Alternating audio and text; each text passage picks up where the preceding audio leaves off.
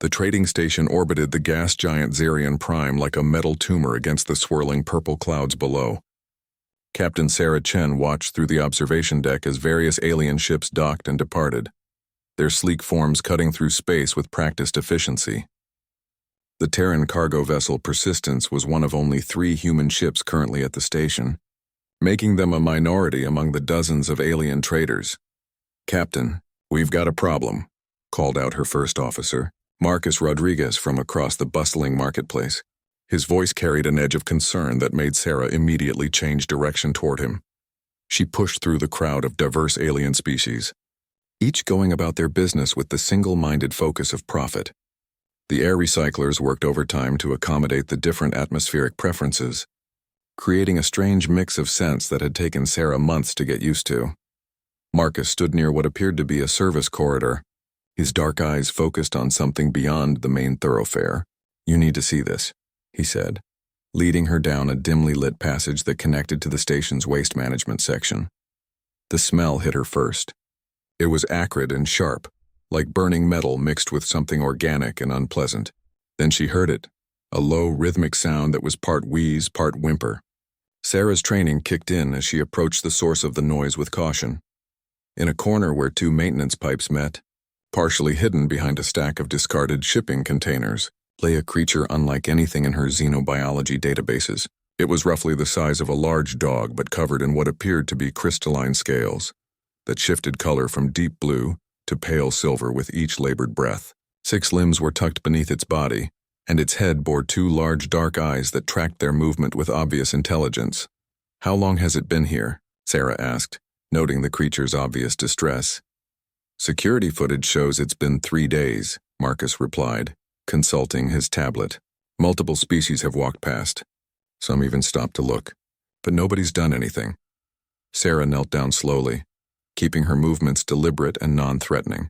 The creature watched her with those expressive eyes, and she could see a spark of hope mixed with wariness. Its breathing was shallow and rapid, and she noticed what looked like injury marks along its side, parallel gashes that had scabbed over but were clearly infected. "Have you tried the universal translator?" she asked. Marcus shook his head. "First thing I checked. Whatever this species is, it's not in any of our databases. The UT can't even get a baseline reading." Sarah stood and activated her communicator. "Chen to Medical Bay, Dr. Patel, I need you to prepare for a xenological emergency. Unknown species, possible malnutrition and infection." "Captain," came the reply in Dr. Patel's crisp accent. "Regulations require quarantine protocols for unknown." "I'm aware of regulations, Doctor. Prepare the isolation unit." As she closed the channel, Marcus raised an eyebrow. "The crew won't like this. We're already behind schedule for the Centauri run." "The crew will adapt," Sarah said firmly. "We can't leave a sentient being to die." She approached the creature again, this time extending her hand palm up in what she hoped was a universal gesture of peaceful intent. The creature's scales shifted to a brighter blue, and after a moment of hesitation, it extended one of its limbs to touch her palm. The contact was electric. Not literally, but Sarah felt an immediate connection with this abandoned being. "It's okay," she said softly, though she knew the words meant nothing to the creature. "We're going to help you." The rescue operation took nearly an hour. The creature was weak from hunger and dehydration, and its injuries made movement painful. Sarah and Marcus improvised a stretcher for maintenance supplies while Dr. Patel arrived with portable medical equipment. The creature remained calm throughout the process, as if it understood they were trying to help. News of their actions spread quickly through the station's alien community. As they made their way to the docking bay, Sarah noticed the stares and whispered conversations. Some aliens pointed at them with what appeared to be confusion, while others showed expressions that could have been disapproval or disgust. Near the entrance to their ship, they were intercepted by Station Administrator Veltar, a tall Rigelian with blue-gray skin and 4 arms. "Captain Chen," he said in his translator's metallic voice, "I must protest your interference with natural selection. That creature was abandoned for good reason." "What reason?" Sarah asked, continuing to walk toward her ship while Marcus and Dr. Patel carefully maneuvered the stretcher. "The Zephyrians are known carriers of the crystalline plague," Veltar explained, his 4 arms gesticulating for emphasis. "Their entire species was quarantined to their homeworld centuries ago. This one must have stowed away on a trader's vessel. When discovered, it was properly isolated to prevent contamination. Sarah stopped walking and turned to face the administrator. You left a sick, intelligent being to die alone. Standard protocol, Veltar replied with what sounded like confusion. All civilized species follow the same procedures for plague carriers. Why do humans not understand this basic concept of survival? Maybe because we define survival differently, Sarah said, resuming her march toward the ship. Inside the medical bay, Dr. Patel began his examination while the creature, which Sarah had started thinking of as their patient, rested on the specialized bed designed for non-humanoid physiology.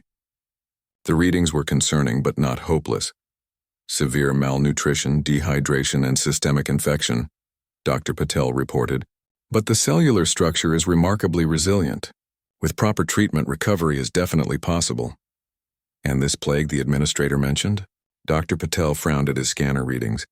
I'm detecting crystalline microorganisms in the bloodstream, but they appear to be symbiotic rather than parasitic. Without more data, I can't determine if they pose any threat to other species, but they're clearly beneficial to this one's physiology. Sarah looked at their patient, whose scales had shifted to a pale green since arriving in the clean, temperature-controlled environment. Then we proceed with treatment. Full quarantine protocols until we know more. As the Persistence undocked from the trading station 12 hours later, Sarah stood in the medical bay watching their unexpected passenger. The creature had awakened briefly and consumed some water, which Dr. Patel considered a positive sign. "Captain," Marcus said from the doorway, "we've got incoming transmissions. Word about what we did is spreading through the trade networks. Some species are calling us fools. Others seem curious about our decision." Sarah nodded, her eyes still on their patient. "Let them talk.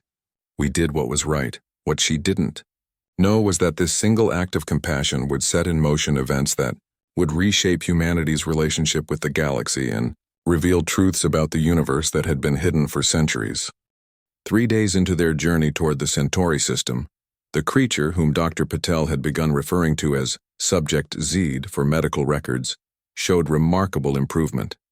The infection was responding to broad-spectrum antibiotics, and the patient had begun eating small amounts of synthesized nutrients that matched its apparent biological requirements. Sarah spent most of her off-duty hours in the medical bay, partly to monitor their passenger's condition, and partly because she found the creature's presence oddly calming. Its scales would shift to warm blues and greens whenever she entered the room, which Dr. Patel theorized might indicate contentment or recognition. "Captain," Dr. Patel said during one of her visits, "I've made some interesting discoveries about our patient's physiology. The crystalline organisms in its bloodstream aren't just symbiotic, they're integral to its nervous system function. They appear to facilitate some form of enhanced neural processing." "Enhanced how?" Sarah asked, watching as the creature tracked their conversation with obvious interest. "Near as I can tell, they allow for rapid analysis of electromagnetic patterns. If I'm reading these scans correctly, our friend here might be capable of understanding communication across multiple frequency ranges simultaneously." As if responding to their discussion, the creature made a series of soft sounds, part musical tone, part clicking rhythm. Sarah noticed that the universal translator, which had remained silent for days, suddenly activated. "Gratitude, assistance, memory of kindness," came the mechanical translation, though the words seemed incomplete and fragmented. Sarah moved closer to the medical bed. "You can understand us?" More sounds, and this time the translation was clearer. "Understanding grows with healing. Your sounds become meaning. Your actions speak of unusual nature among star-traveling peoples." Dr. Patel nearly dropped his medical scanner. "The neural adaptation is happening in real time. It's literally learning our language by analyzing the electromagnetic patterns in our speech and cross-referencing with our actions and emotional states." "What's your name?" Sarah asked gently. The creature's response was a complex melody that the translator couldn't process, but then it tried again. "Designation difficult in your sound patterns. Closest meaning, Vexani. In your concepts, one who remembers the songs between stars." "Vexani," Sarah repeated, and the creature's scales brightened noticeably. "I'm Sarah. This is Dr. Patel. You're safe here." "Sarah," Vexani said, the translator giving the name an oddly melodic quality. Why did you not abandon Vexani as is proper? All peoples of the void know the isolation laws, Sarah exchanged glances with Dr. Patel. Tell me about these laws. What followed was a conversation that lasted hours and fundamentally changed Sarah's understanding of galactic civilization. Vexani explained that the Zephyrians had been quarantined for over 300 years after their crystalline symbiotes were mistakenly identified as a plague organism by the Galactic Health Council. Despite numerous attempts by Zephyrian scientists to prove the organisms were beneficial and not contagious to other species, the quarantine had never been lifted. The council decided that potential risk outweighed proven benefit, Vexani said, scales shifting to darker hues. Better to lose one species than risk many. This is considered wise by most star-traveling peoples. But you left your homeworld, Dr. Patel observed. Vexani was explorer before quarantine, was studying ancient signals from galactic core when isolation began, spent many cycles in deep space, finally returned to find homeworld sealed. Could not go home. Could not go anywhere else. Became wanderer, seeking purpose among peoples who see only contamination. Sarah felt a growing anger at the injustice, but also a puzzling sense that there was more to this story. These ancient signals you were studying, what did they contain? Vexani's scales shifted through a complex pattern of colors. Truth that galaxy fears to know. The songs between stars carry memory of the time before the current order, before the council, before the great silence. Their conversation was interrupted by Marcus's voice over the intercom. Captain to the bridge. We've got company. Sarah reluctantly left the medical bay and found Marcus staring at the main display, which showed 3 ships approaching their position. The vessels were sleek and predatory-looking, bearing the markings of the Rigelian enforcement fleet. They're demanding we heave to for inspection, Marcus reported. Something about carrying contaminated cargo. How did they find us so quickly? Sarah asked, though she suspected she already knew the answer. Station Administrator Veltar filed a formal complaint with the Galactic Health Council, Marcus replied. Apparently harboring a quarantined species is a significant violation of interspecies law. Sarah activated the communication channel. This is Captain Chen of the Terran vessel Persistence. We are operating within human space under Terran authority. You have no jurisdiction here. The response came in the crisp, emotionless tones typical of Rigelian officials. Captain Chen, the Galactic Health Emergency Protocols supersede local sovereignty in cases of potential contamination. Prepare to be boarded. Negative.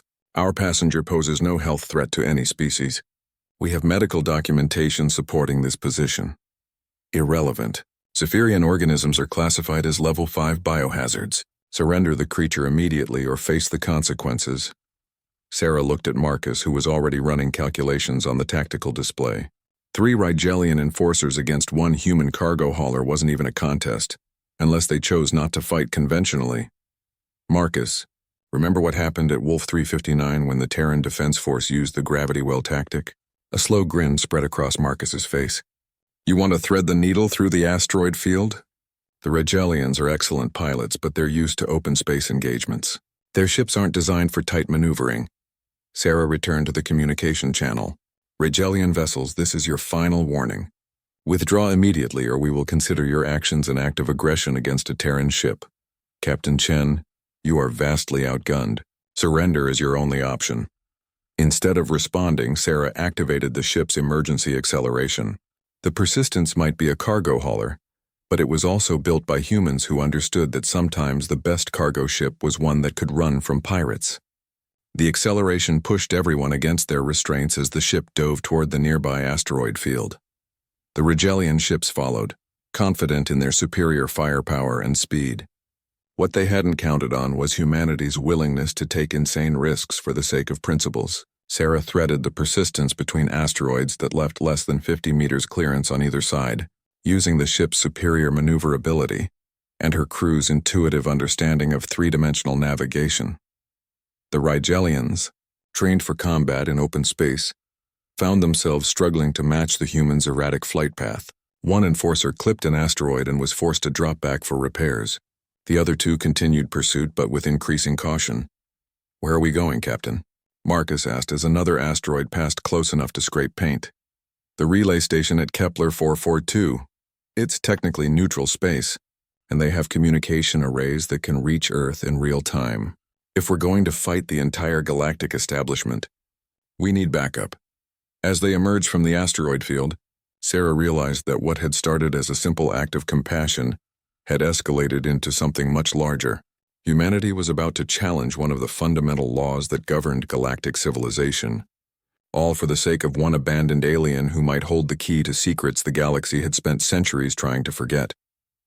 Behind them, the Rigelian ships regrouped and resumed pursuit, but they were now more cautious.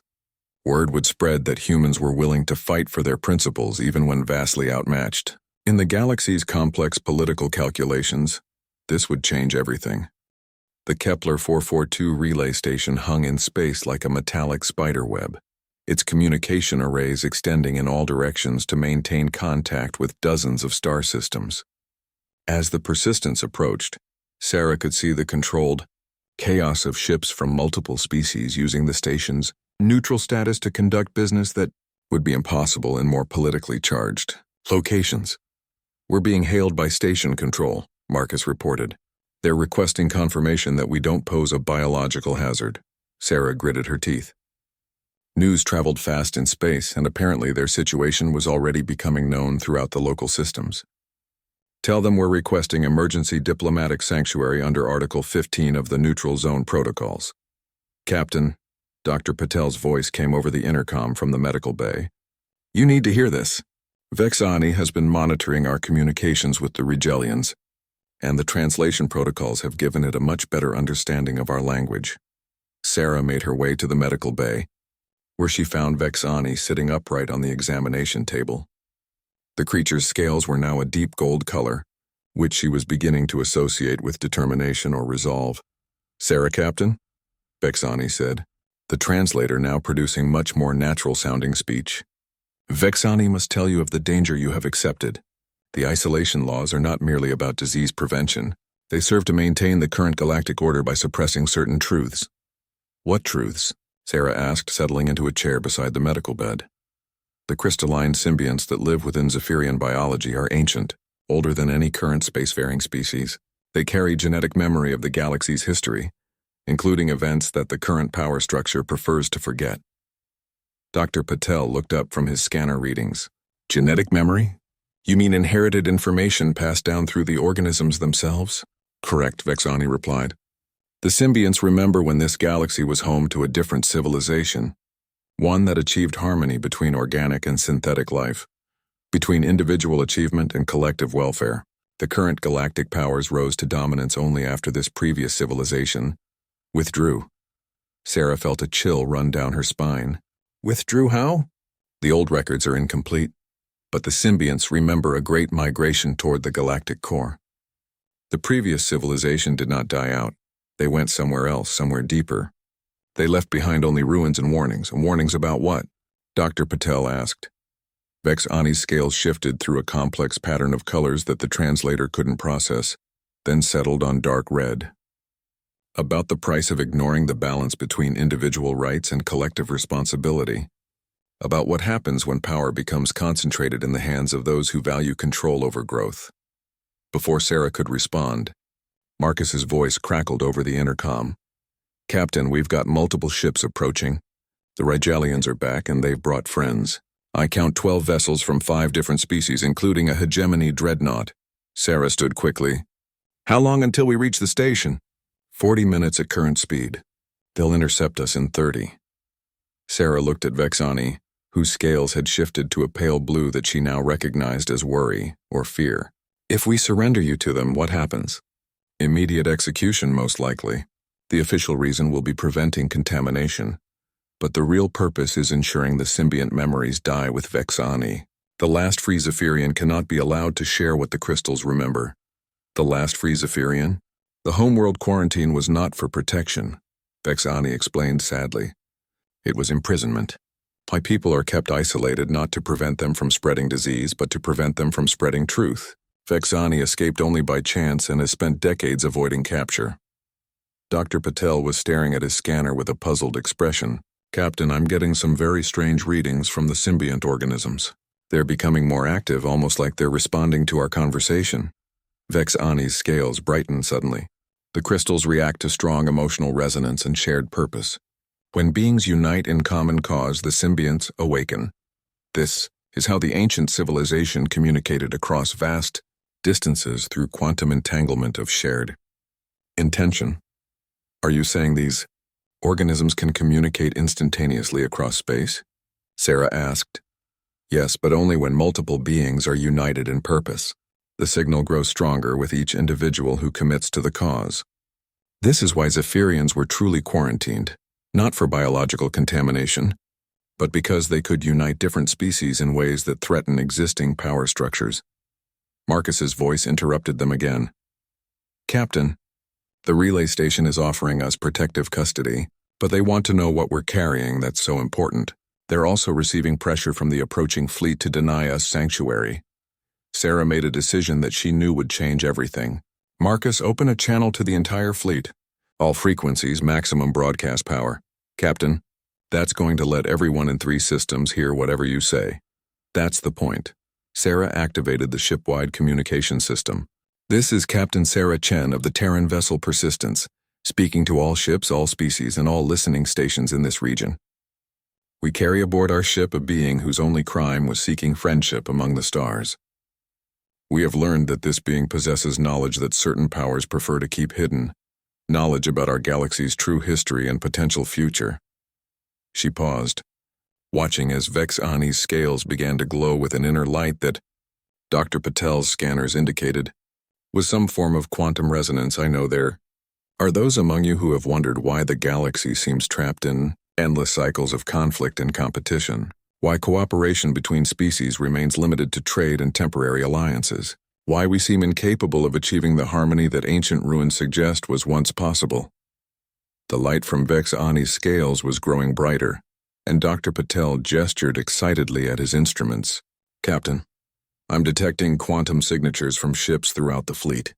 Other beings with crystalline technology are responding to the broadcast, Sarah continued, her voice carrying across the void to dozens of ships and thousands of beings. We choose to stand with truth over comfort, with justice over convenience. If that makes us enemies of the established order, then so be it. Humanity has always believed that some principles are worth fighting for, even when the odds are impossible. What happened next would be remembered in galactic history as the moment when the ancient network awakened. Across the fleet, beings with any trace of crystalline technology, embedded implants, medical devices, even decorative elements, began to resonate with the quantum signal emanating from Vex Ani. For the first time in centuries, the scattered remnants of the ancient communication network flickered back to life. Ships throughout the region found their crews experiencing shared visions of the galaxy's forgotten past and possible future. The overwhelming response was not fear, but wonder, and in the deepest reaches of space, something that had been waiting for centuries finally stirred and began its long journey back toward the galactic rim. The effect of the quantum resonance was immediate and dramatic. Throughout the approaching fleet, crew members found themselves experiencing shared memories and emotions that weren't their own. On the bridge of the Persistence, Sarah watched in amazement as her communication board lit up with incoming signals from ships that had moments before been preparing to attack. Captain, Marcus said, his voice filled with wonder. I'm getting reports from across the fleet. Crews are, I don't know how to describe it. They're seeing things, remembering things that happened before they were born. Dr. Patel's voice came over the intercom, tight with excitement and concern. Captain, Vex Ani is in some kind of quantum trance state. The symbiont organisms are connecting with crystalline technologies throughout the local space. I'm reading quantum entanglement signatures from at least 30 different sources. Sarah hurried back to the medical bay, where she found Vex Ani surrounded by a soft, pulsing glow. The creature's eyes were closed, but its scales were cycling through colors in complex patterns that seemed to pulse in rhythm with signals being broadcast across space. Vex Ani, Sarah called softly. Can you hear me? The creature's eyes opened, but they now contained swirling patterns of light that reflected the quantum resonance. When it spoke, the voice seemed to come from multiple sources simultaneously. Sarah, Captain, the awakening has begun. The network that once connected all thinking beings is remembering itself. Your courage has lit a beacon that calls to those who have waited in the deep places. What's happening to the other ships? Sarah asked. They are experiencing the collective memory of the crystalline network. They see the galaxy as it was during the Age of Harmony. They understand what was lost when the current powers chose isolation over integration. On the main viewer, Sarah could see the fleet that had come to capture them was now in complete disarray. Ships that had been in perfect military formation were drifting as their crews dealt with the overwhelming flood of shared consciousness and inherited memory. Marcus appeared in the doorway of the medical bay. Captain, we're receiving a transmission from the Hegemony Dreadnought. The commander wants to speak with you personally. Sarah returned to the bridge and activated the main viewer. The image that appeared showed a being she didn't recognize. Humanoid, but with silver blue skin and large, faceted eyes that seemed to reflect inner light. I am Admiral Kesavarian of the Hegemony Fleet, the being said, its voice carrying harmonics that suggested multiple vocal cords. Captain Chen, what you have done today has awakened something in my crew that I thought had been bred out of our species generations ago. My tactical officer is weeping with joy as she experiences memories of a time when the Hegemony was a force for exploration rather than control. Admiral, Sarah replied carefully, I'm not entirely sure what we've done. We just refused to abandon someone who needed help. You have reminded us of what we were before we forgot how to dream.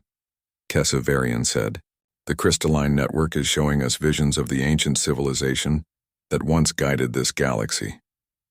A civilization that achieved what we claim to strive for, true cooperation between different forms of life. The conversation was interrupted by Dr. Patel's urgent voice. Captain, you need to see this. The quantum readings are off the charts. Something massive is approaching from the galactic core.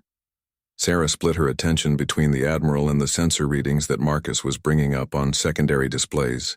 Deep space sensors were detecting something vast moving through hyperspace at velocities that should have been impossible. Admiral, are your sensors reading the same thing? Sarah asked. Kesavarian's faceted eyes seemed to dim for a moment as he consulted with his crew. Confirmed. Long-range scans indicate a structure approaching from the core regions. Size estimates suggest it's larger than a moon, but moving under its own power. Vexani's voice, still carrying multiple harmonics from the quantum resonance, came over the ship's communication system. The builders return. They have heard the awakening call and come to see if this galaxy is ready to rejoin the greater community of thinking beings. The builders? Sarah asked. The ancient civilization that created the crystalline network. They did not die. They withdrew to the galactic core when the younger species showed they preferred competition over cooperation. For 300 years, they have waited for signs that the galaxy might be ready to evolve beyond its current limitations. Admiral Kesavarian's image flickered as quantum interference affected the communication link. Captain Chen, if what this being suggests is true, then we are about to face a contact situation that will redefine our understanding of galactic civilization. My government will want to establish control over any contact with these builders, and humanity will want to ensure that any contact is based on mutual respect rather than control. Sarah replied firmly, which is precisely why the builders chose this moment to return. Vexani interjected. The quantum resonance carries more than just memory. It carries the emotional and ethical resonance of those connected to the network. They have sensed that humanity possesses something that has been largely absent from galactic civilization. What's that? Dr. Patel asked.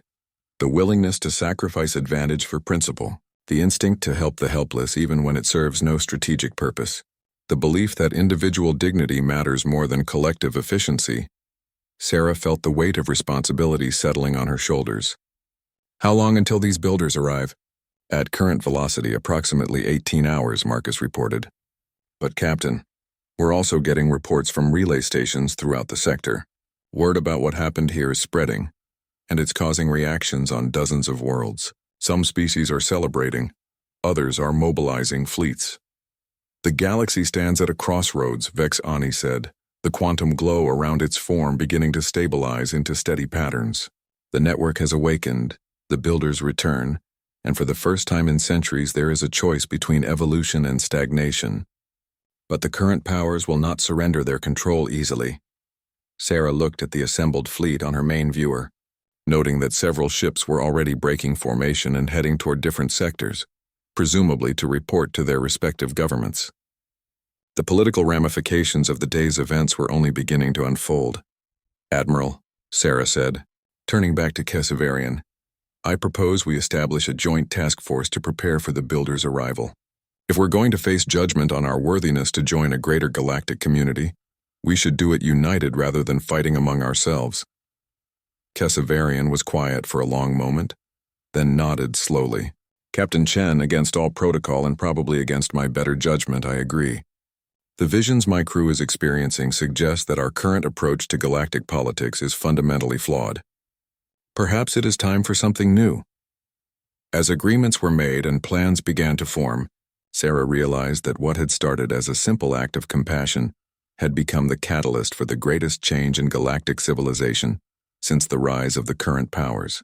In 18 hours, humanity would help represent a galaxy seeking to prove it was ready for something better than endless competition and control. The question remained whether they would pass the test. The next 18 hours transformed the Kepler 442 system from a quiet relay station into the focal point of galactic attention. Ships arrived from dozens of systems, creating an unprecedented gathering of species that had never before assembled without the formal structure of the Galactic Council mediating their interactions. Sarah stood on the bridge of the Persistence, watching the growing fleet through the main viewer while trying to process the constant stream of reports from across the galaxy. The quantum awakening had triggered responses on hundreds of worlds, and not all of them were positive. "Captain," Marcus reported, "long-range communications are picking up mobilization orders from the Core Worlds Alliance. They're assembling their warfleet and demanding that all species surrender any beings or technology connected to the crystalline network." Dr. Patel's voice came over the intercom. "Sarah, Vexani says the network is detecting massive quantum disturbances from multiple directions. The Builders aren't the only ones moving. Something else is coming from the outer rim." Sarah made her way to the medical bay where she found Vexani no longer confined to the examination table. The creature was standing at the center of the room, surrounded by holographic displays that Dr. Patel had connected to the ship's main computer. The displays showed a real-time map of quantum signatures throughout the galaxy. "The awakening has consequences beyond what Vexani anticipated," the being said, scales shifting through worried patterns. The crystalline network was not merely a communication system, it was a monitoring network established by the Builders to track the development of younger species. When it activated, it sent a signal that reached more than just those in the galactic core. "What else did it reach?" Sarah asked, though she suspected she already knew the answer would be concerning. "The Devourers," Vexani said simply. The reason the Builders withdrew to the core was not just disappointment with galactic development. They were also maintaining a barrier that kept certain entities from entering this galaxy. The network awakening has weakened that barrier. Dr. Patel looked up from his scanners with alarm. "Are you saying we've accidentally invited invasion?" "Not invasion," Vexani corrected. "The Devourers are not conquerors in the traditional sense. They are entities that consume potential, the energy of growth, creativity, and evolution. They seek out developing civilizations and drain them of their capacity for advancement, leaving behind stagnant societies that exist but never grow." Sarah felt a cold dread settling in her stomach. "How long do we have?" "The Builders will arrive first, but the Devourers follow perhaps 6 hours behind. If this galaxy cannot prove its worthiness for protection, the Builders will not maintain the barrier. They will withdraw permanently, and this galaxy will slowly become consumed by entities that feed on hope itself." Admiral Kesavarian's image appeared on the communication screen without warning. "Captain Chen, we have a problem. The Rigelian Security Council has declared martial law in 17 systems and is demanding that all ships surrender any beings connected to the crystalline awakening. They're calling it a contamination crisis. They're afraid," Sarah realized. The quantum network showed their crews the same visions it showed everyone else. They know their current system of control is built on suppressing the very cooperation that could save the galaxy. "Exactly," Kesavarian agreed. "My own government is demanding I arrest you and surrender the Zephyrian to council authorities. I've informed them that I'm experiencing technical difficulties with my communication systems." Marcus appeared at Sarah's shoulder. "Captain, we're receiving a priority transmission from Earth. The Terran Assembly wants a full report on our situation, and they're also getting pressure from multiple alien governments to surrender our passenger.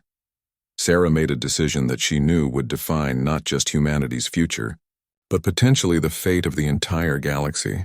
Open a channel to all ships in the system. Full broadcast all frequencies. Captain, Marcus warned, that includes the ships loyal to governments that want us to surrender. I know, Sarah replied, but if we're going to face judgment from beings who can evaluate our worthiness as a civilization, we need to be completely honest about who we are. She activated the communication system and addressed the assembled fleet. This is Captain Sarah Chen speaking to all vessels and all species present in this system. In approximately 12 hours, we will be contacted by a civilization that possesses the power to either protect this galaxy or abandon it to entities that will drain us of our potential for growth and advancement. Vex, Ani moved closer to the communication panel, scales glowing with quantum resonance that strengthened the signal across all ships. The judgment we face will not be based on our military might or our technological achievements. It will be based on our capacity for growth, cooperation, and the ethical treatment of those who are different from ourselves. Sarah continued, I know many of your governments have ordered you to arrest us, to surrender our passenger, to maintain the status quo that has defined galactic politics for centuries. But the visions you've experienced through the crystalline network show you what's possible when beings choose cooperation over control. Admiral, Kesavarian's voice joined the broadcast from his dreadnought. My crew and I have experienced something today that our military training never prepared us for. We've felt the emotional resonance of true unity.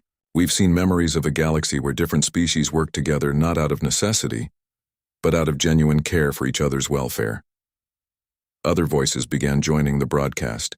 A Rigelian science officer whose ship had been sent to arrest them spoke up.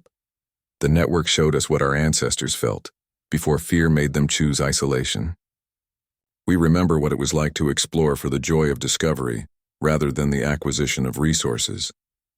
A trader captain from the Outer Rim added, My crew includes 7 different species, and for the first time, we truly understand each other's perspectives.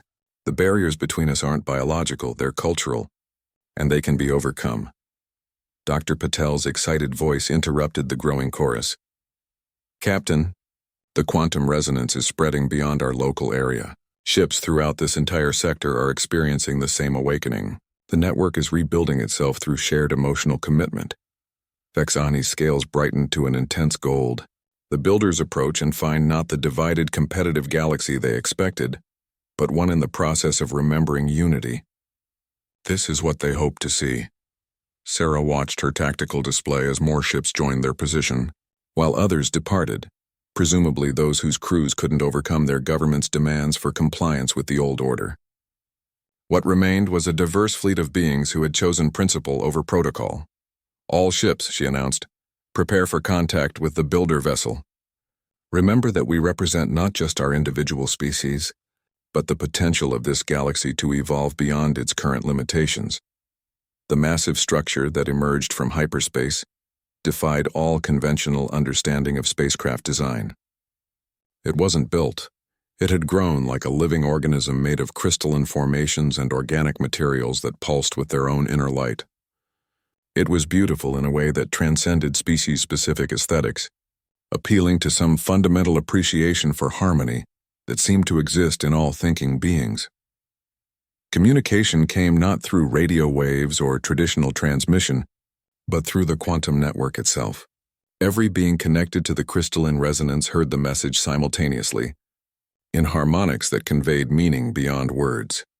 We are the builders, and we return to find unexpected growth in what we left behind. You have awakened the network not through technology, but through ethical choice. This suggests evolution beyond what we anticipated. Sarah felt compelled to respond, though she wasn't sure if her words would reach the massive ship. We are representatives of this galaxy's many species. We seek to prove our worthiness for guidance and protection. Worthiness is not proven through demonstration, came the response. It is revealed through choice. You chose compassion over convenience, unity over advantage, growth over stagnation. The network carries the resonance of these choices to us. Vexani stepped forward, though the builder ship was thousands of kilometers away. The Devourers approach. Will you maintain the barrier? The barrier was never ours to maintain, the builders replied. It was yours to earn. The quantum network that awakens throughout this galaxy creates its own barrier against entities that feed on stagnation. As long as beings choose growth and cooperation, the devourers cannot enter. Sarah felt a profound shift in her understanding. You're saying we can protect ourselves? You already have. The choice to help one abandoned being has cascaded into a galaxy-wide awakening of the network that connects all thinking beings. The devourers seek civilizations trapped in endless conflict and competition. They cannot feed on societies that choose cooperation and mutual growth. As if summoned by the conversation, new contacts appeared on the edge of sensor range, dark shapes that seem to absorb light and create dead zones in space around them. But as the crystalline network strengthened through the collective commitment of the assembled species, the dark entities slowed their approach and eventually stopped entirely at the galaxy's rim. The test is complete, the builders announced. This galaxy has chosen its path. We offer not protection, but partnership in a community of civilizations that spans multiple galaxies. The choice of how to proceed belongs to you. 6 months after the awakening at Kepler 442, the galaxy was transforming in ways that few could have imagined. The quantum network had stabilized into a permanent communication system that connected willing participants across thousands of worlds, creating an unprecedented level of cooperation and understanding between species. Sarah stood in the redesigned observation lounge of the Persistence, now serving as the flagship for the new Interspecies Cooperation Initiative. Through the transparent aluminum windows, she could see construction proceeding on humanity's first joint colony with 3 other species, a world where different forms of life would work together to create something greater than any could achieve alone, Captain. Marcus called from the communication station. We're receiving the weekly report from the Zephyrian homeworld. The quarantine has been officially lifted, and the first cultural exchange ships are preparing to launch. Sarah smiled, remembering the moment 3 months ago when Vexani had finally been able to return home. The reunion between the long-isolated Zephyrians and the rest of the galaxy had been emotional beyond description. The crystalline symbionts, no longer viewed as a plague but recognized as facilitators of enhanced communication and empathy, were now being studied by scientists from dozens of species. Dr. Patel emerged from what had once been the medical bay, but now served as a research center for quantum consciousness studies. The latest results are remarkable, he reported excitedly. Species that have chosen to integrate with the crystalline network are showing enhanced problem-solving abilities, greater emotional intelligence, and most importantly, reduced instances of intergroup conflict. Any word from the builder ship? Sarah asked. They're still in orbit around the research station at Wolf 359, working with our joint teams on quantum consciousness integration. Apparently, this galaxy's approach to the network is unique even among the civilizations they've encountered. We're developing applications they hadn't considered.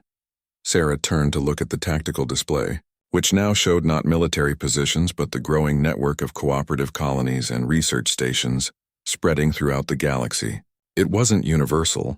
Some species and governments had chosen to maintain the old systems of competition and isolation, but it was growing steadily. Captain, the voice came from the quantum communication panel, carrying the distinctive harmonics that indicated Vexani was speaking through the network. Sarah friend Vexani brings news from the Builder Council. They have made an unprecedented decision. What kind of decision? Sarah asked, moving closer to the communication panel. For the first time in their history, the Builders are establishing a permanent presence in a developing galaxy.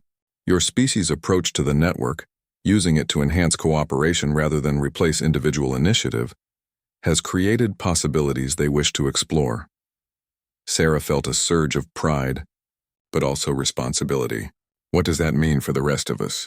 It means this galaxy becomes a laboratory for new forms of civilization, a place where different approaches to consciousness, cooperation, and growth can be tested and refined.